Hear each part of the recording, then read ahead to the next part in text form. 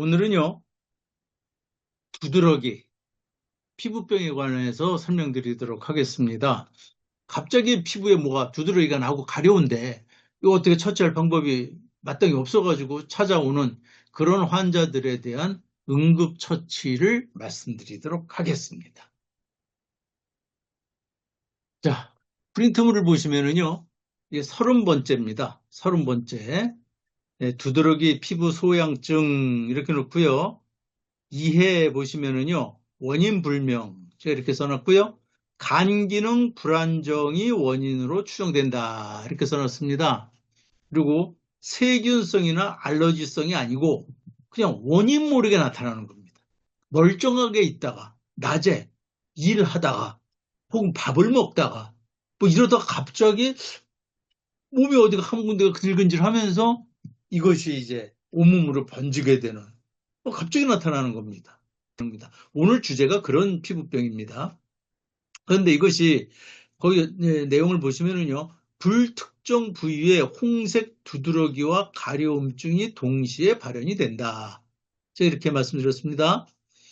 이거 보통 이게 처음 나타날 때 어디부터 나타나냐 하면은 배, 아랫배 부분, 아랫배 부분에서 특히 이제 벨트맨 돼 있지 않습니까? 그런 부분에서 먼저 나타나기 시작을 해요.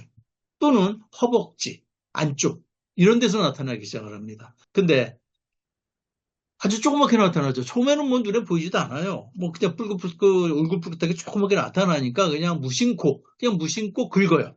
무심코 이렇게 긁어요. 그런데 긁다 보니까 이게 조금씩 번지기 시작을 해요. 한두 시간 만에 몇 배로 커집니다, 이게. 그러다가 자고 일어났더니 막 온몸으로 갑자기 번져버리는 그런 상황이 올 수 있습니다. 그리고 이것이 심하면 거기에 대해서 써놨습니다. 심하면 얼굴, 손, 발바닥, 입안까지 번진다. 이렇게 했죠. 그 입안, 혀까지 나와요. 때에 따라서 항문 안쪽까지, 눈 안쪽까지, 눈꺼풀 안쪽까지도 이 두드러기가 나옵니다. 뭐 입술은 말할 것도 없고요. 그러니까 이게 심하게 되면은 외출을 못해요. 아예. 자, 근데 이것이 나타났다, 없어졌다. 또 없어질 때 또 깔끔하게 없어져요. 며칠 지나고 나면요, 싹 없어져 버려요. 그러다가 또 며칠 지나면 또 나타나요. 이게 반복을 하는 경우도 있습니다. 근데 이게 반복을 해가지고 며칠 만에 없어지냐? 그게 아니고요. 몇 개월, 몇 년씩 가요. 가만 놔두면 아예 치료가 안 돼요, 이게. 자, 그런데 문제는 이 증상을 갖고 이제 병원을 갑니다. 양방병원을 가지요. 그러면 이제 양방병원에서 피부과를 가겠죠, 물론. 이제 피부과에 가게 되면은 우선 이제 알러지 테스트를 합니다. 이걸 자세하게 수십 종을 이제 이렇게 테스트를 하죠. 물론 그 중에서 이제 어떤 알러지가 너한테 알러지 반응이 나온다. 그러니까 이 알러지일 수 있다. 이렇게 얘기를 하는데 사실상 그게 좀 효과가 없습니다. 그 알러지로 치료를 했을 때 그런 경우가 많아요. 그러니까 이제 만약에 거기에 대해서 뭐 특정 알러지에 대해서 문제가 있지만은 그것이 원인이 아닌 것 같다라고 판단이 되면은 닥터가 그럽니다. 그렇다면은 이 두드러기를 조직 검사를 해보자. 그래서 이제 그 일부를 떼어냅니다. 떼어내가지고 현미경 관찰을 하겠죠. 자, 그런데 이 두드러기가요, 처음에 나타날 때 반점 형태로 나타나게 되는데, 그거 잠깐 볼까요? 이렇게 나타납니다. 자, 보시죠. 이런 식으로 나타납니다. 이런 식으로. 이렇게 반점 형태로 나타나요. 둥글둥글하게. 그래서 가만히 보시면 여기 보면 가장자리가 이렇게 붉게 되죠. 요거 이제 서서히 없어지는 단계에 있는 두드러기예요. 이게 없어지면서 요 가운데 부분에, 가운데 여기 이런 부분에 각질이 생겨요. 피부 각질이. 건선처럼. 그러면은 그런 부분을 떼어내가지고 현미경으로 관찰하면은 그것이 뭘로 나타날까요? 곰팡이가 됩니다. 곰팡이가 보여요, 거기서. 자, 그래서 이건 지금 실제 환자들한테 들은 그대로를 제가 지금 말씀드리는 겁니다. 이 곰팡이가 보이니까, 야, 이거 곰팡이가 원인인 것 같다. 그래서 곰팡이 치료를 합니다, 피부에. 자, 곰팡이 치료에서 많이 쓰는 것이 이제 자외선 치료를 합니다. 넓은 이제 그 튜브에 들어가가지고 좌회선을 쫙 조이죠. 물론 그것이 많이 쪼우게 되면 이제 피부 암에 문제가 생기니까 적절한 양으로 조사를 합니다. 이렇게. 근데도 효과가 별로 없어요. 이게 그렇습니다. 그래서 이거 안 되니까 다음에 어떡하죠? 많이 쓰이는 방식 스테로이드를 이제 투여를 하기 시작을 합니다. 바르고 먹고. 그런데 이런 경우는 스테로이드도 큰 효과를 보지 못하는 경우가 많습니다. 정말 많아요. 이게 참 난감하죠? 난감합니다. 근데 이제 이런 두드러기가 일반적으로 양방 명칭은 이렇습니다. 전신성 홍반성 낭창이다. 이렇게 얘기를 합니다. 이게 또는 홍반성 루푸스다. 이거는 이제 바이러스 감염으로 일어나는 이제 그 두드러기라는 이제 의미인데 또는 루푸스 피부염이다. 이렇게 얘기도 하고 이것도 바이러스 감염으로 보는 거죠. 다형 홍반 피부염이다. 그래서 나타난 모양을 그대로 이제 병명으로 이렇게 쓰는 경우도 있고요. 또 두드러기성 혈관염이다. 혈관에 어떤 슬러지, 그러니까 그 독소가 있어가지고 나타나는 것으로 추정을 해서 이렇게 붙이기도 합니다. 그렇지만은 이 원인이 사실 원인이 딱 여기에 의해서 치료를 했을 때 원인이 이렇다면 치료를 하면 나아야죠. 그런데 큰 효과를 보지 못하는 경우가 제법 많습니다. 그런데 여기서 주의해야 될 게 있어요. 여기서 콜린성 두드러기라는 게 있습니다. 이게 뭐냐면은 추운 곳에 있다, 겨울에요. 추운 곳에 있다가 집 안으로 들어오죠. 그럼 따뜻하죠? 그러면 피부가 가려운 거예요. 막 두드러기처럼 이렇게 올라오면서 가렵습니다. 이게 콜린성 두드러기입니다.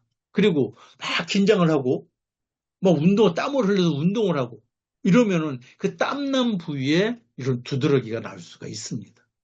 이런 거. 또는 갑자기 이제 열이 올라서 체온이 쭉 올라가면 또 이제 애들 태열 같은 거죠. 태열.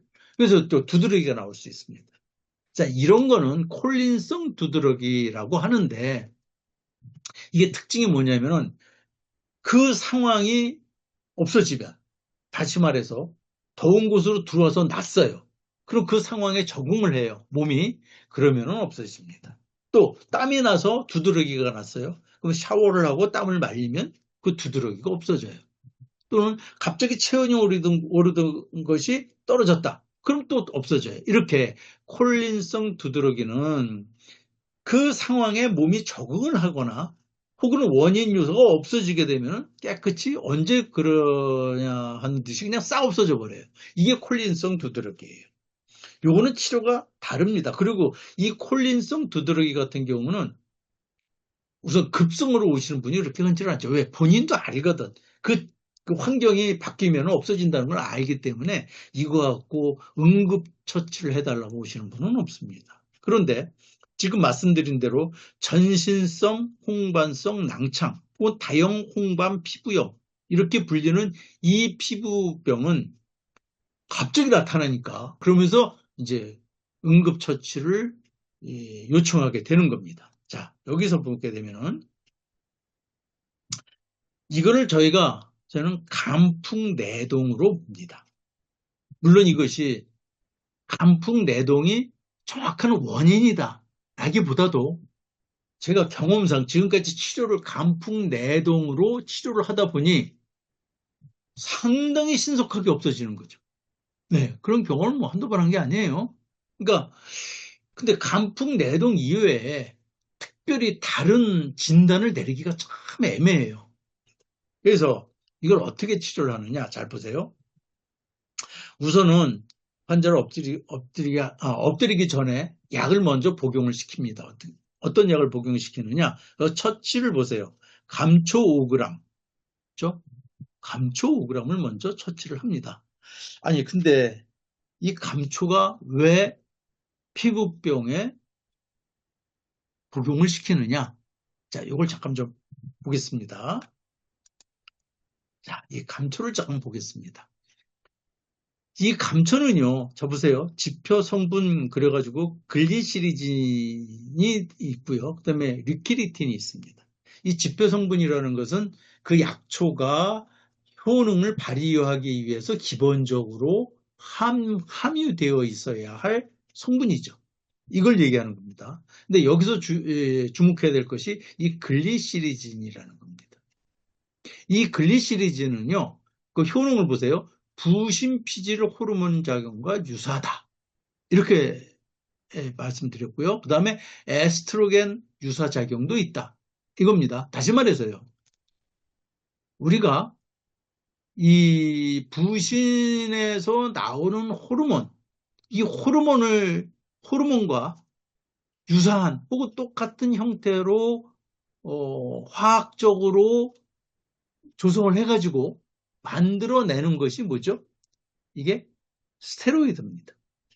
이게 스테로이드예요. 그러니까 이 스테로이드라는 것은 부신에서 나오는 성 호르몬을 포함해서 그 밑에 보세요. 부신 피질 주요 호르몬이라고 제가 써놨죠. 여기 보시면 코르티솔, 알도스테론 이런 성분이 같이 포함이 되어 있는 거예요. 이것이 스테로이드입니다. 상당한 면역력과 그렇죠? 면역력을 높여주고 때로는 이 환웅이라는 거 염증을 신속하게 없애주는 뭐 아주 획기적인 이 물질이죠. 이게 몸에서 나오는데 이것을 화학적으로 합성을 해가지고 좀 더 도세지를 높여서 강력하게 투입을 하는 거죠. 몸에다가. 혹은 바르도록 해가지고 병을 치료하게 되는데 여러분 잘 아시겠습니다만 스테로이드는 뭐 성능이 굉장히 좋죠. 다만 부작용이 심하죠. 예, 부작용이 심하다는 건 여러분들 너무나 잘 아시기 때문에 제가 거기에 대해서는 더 이상 말씀을 안 드리겠습니다. 그래서 이 감초의 효능을 보게 되면은 부신 피질 호르몬 스테로이드와 유사하기 때문에 효능 보세요. 제가 빨간 글자로 쓴 거 이거 읽어보겠습니다. 해독, 그렇죠? 간 보호, 항알레르기성 천식, 염증 이런 데에서 전부 작용을 합니다. 그래서 감초가 이렇게 스테로이드와 유사한 작용을 하니까 거기 보세요. 부신피질 호르몬, 다시 말해서 스테로이드를 복용하거나 바르거나 혹은 그걸 치료약으로 지금 사용하고 있는 환자한테는 동시 복용을 금해라. 이렇게 되어 있습니다. 자, 이런 성분 때문에 우선은 볼까요? 그래서 제가 여기서 우선은 처치로서 감초 5g을 이 그래듈입니다. 그래듈 5g입니다. 감초 5g을 먼저 복용을 시켜라. 오자마자 이제 이런 피부병 환자가 왔어요. 근데 물어봐도 어떤 그 뭐 원인을 모르는 상황에서 이제 처음 복용시켜야 될 약은 감초입니다. 여기서 5g이라 그러면은요, 이 5g이 보세요. 5대 1이죠? 그럼 5, 25, 25g을 한꺼번에 먹는 거예요. 감초를. 그 굉장히 이건 강력하게 지금 처방이 된 겁니다. 왜? 응급처치니까. 빨리 이 증상을 없애야 되니까. 다만 25g의 감초를 꾸준히 먹는다? 이건 좀 곤란하죠. 그 다음에 환자를 엎드리게 해서 보통 웃도리를 다 벗고 엎드리게 합니다. 이때 치료실 기온을 조금 낮게 설정하시는 것이 좋습니다. 환자가 추위를 느끼지 않을 정도로. 그래서 이거 몇 번 체크를 해보세요. 침 놓고 나서도 춥냐고 물어보시고 춥다면 살짝 기온을 올리시고 해서 기온을 조절을 해주세요. 그러나 덥지 않게 해야 됩니다. 땀이 나지 않도록. 이 정도로 맞춰 놓으시고 뭐 그냥 그 느낌으로 아실 수 있을 거예요. 이런 것은. 그리고 침을 놓는데 폐수, 격수, 심수에 30분 심자를 해라. 제가 이렇게 써놨습니다. 자, 근데 보시면은 여기에서 폐수, 격수, 심수는 있는데 간수가 없어요. 간수가 없어요. 간수까지 침을 놓는다면은 뭐 나쁠 건 없겠죠. 나쁠 건 없습니다. 그러나 침 숫자를 지금 응급처치로 빨리 진행해야 되니까 침 숫자를 최소한으로 하기 위해서 지금 폐수, 격수, 심수만 침을 넣게 제가 거기다가 적어놓은 겁니다. 왜냐? 폐수와 심수, 폐와 다시면서 심의 기능이 정상으로 돌아와가지고 열이 떨어진다면 간열도 같이 떨어집니다. 이게요. 그러니까 굳이 간을 지금 응급처치로 빨리 침을 놔야 되는데 하나 두 개라도 줄여야 되니까 간수를 일단 제외시켜 놓은 겁니다. 해보면은, 실제 임상에서 해보면은요, 간수를 놓는 경우하고 놓지 않는 경우하고 이 좋아지는 시간차가 그렇게 크질 않습니다. 자, 그런데 여기서요, 또 중요한 게 제가 심자를 하라 그랬어요.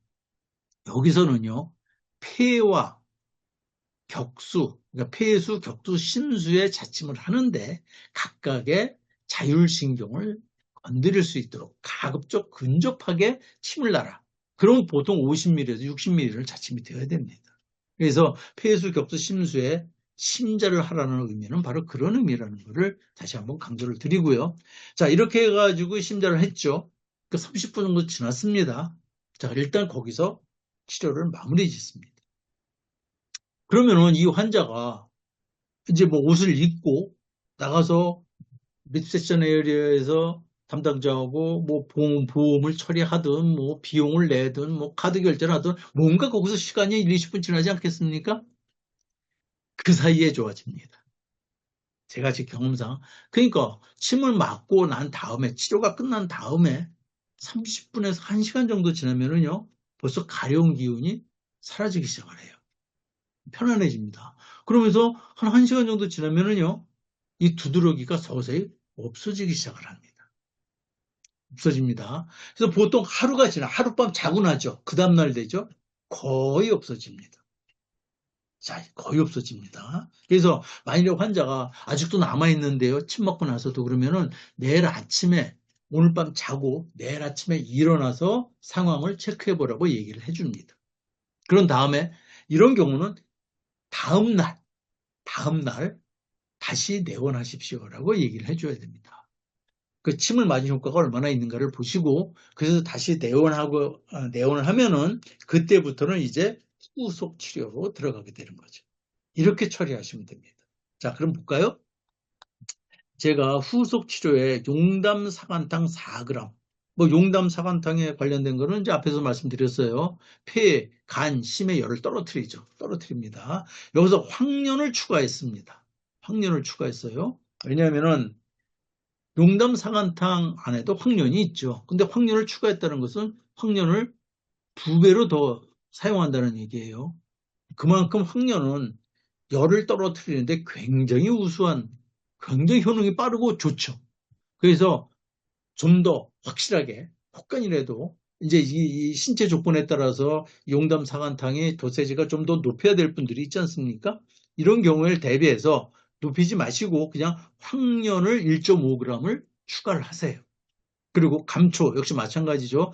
스테로이드 작용이 있으니까 감초도 역시 1.5g. 그래서 용담 사간탕 4g에 황련 감초를 각 1.5g씩 넣어가지고 일주일 동안 하루 3번 식후에 복용하도록 처방을 하시고 그 다음에 한 번 이렇게 피부병이 갑자기 원인 모를 피부병이 나온 분들은 재발은 뭐 거의 확실합니다. 물론 뭐 재발이 안 될 수도 있어요. 어떤 경우는 1년, 2년 후에 혹은 뭐 몇 년 후에 이렇게 재발이 되기도 하는데 문제는 그 증상이 조금씩 남아 있어요. 그래서 이게 여기저기 가려와요. 가렵습니다. 심하게 번지지는 않아요. 일단 치료를 했으니까. 그래서 그런 것들을 완벽하게 이제 제어하기 위해서 이것을 일주일 복용 후에 저녁마다 한 번씩 식후에 복용하실 수 있도록 장기적으로 이렇게 처방을 하시면 굉장히 좋습니다. 아시겠죠? 그리고 이 처방은 용담 사간탕과 황련 감초는 대부분의 실증 피부병에 좋은 처방입니다. 비교적 간단하지만은 효과는 매우 빠르고 확실하다고 말씀드릴 수가 있습니다. 물론 뭐 100%다 난다 이렇게 말씀드리기는 좀 어렵죠. 자, 이렇게 해서 오늘 피부 두드러기와 가려움증에 대해서 설명을 드렸습니다. 오늘 여기서 강의를 마치도록 하겠습니다. 감사합니다.